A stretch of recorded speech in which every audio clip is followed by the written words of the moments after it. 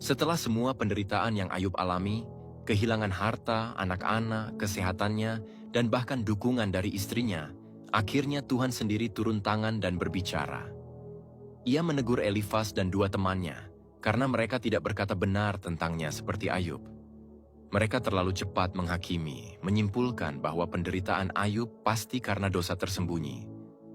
Padahal, mereka tidak tahu bahwa justru Ayub sedang diuji, bukan dihukum. Tuhan meminta mereka mempersembahkan korban dan meminta Ayub berdoa untuk mereka. Dan Ayub, meski baru saja dikhianati dan disalahpahami, tetap memilih untuk menaati Tuhan. Ia mendoakan mereka. Ia mengampuni. Dan saat itulah titik balik terjadi. Tuhan memulihkan keadaan Ayub. Ia diberkati 2 kali lipat dari sebelumnya. Dahulu ia memiliki 7.000 domba, kini 14.000. 3.000 unta menjadi 6.000. 500 pasang lembu menjadi 1.000. Dan 500 keledai betina digandakan menjadi 1.000 pula.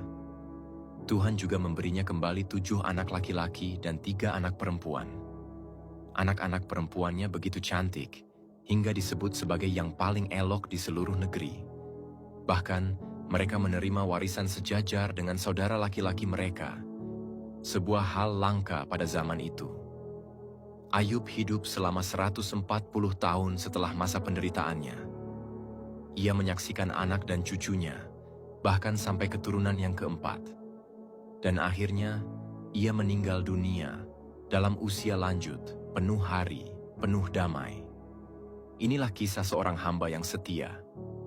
Ayub memang sempat bertanya, mengeluh, bahkan berseru kepada Tuhan dalam tangis.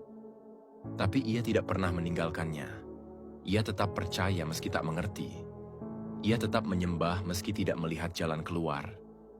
Dan Tuhan dalam waktunya menjawab semua air mata Ayub.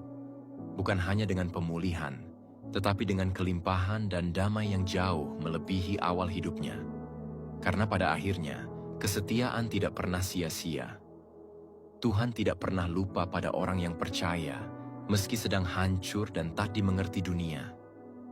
Bila kamu sedang berada di titik paling kelam, ingatlah, kisah Ayub tidak berakhir di penderitaan. Tuhan punya rencana yang lebih indah dari luka hari ini, dan Ia mampu mengubah air mata menjadi sukacita bila kita tetap percaya.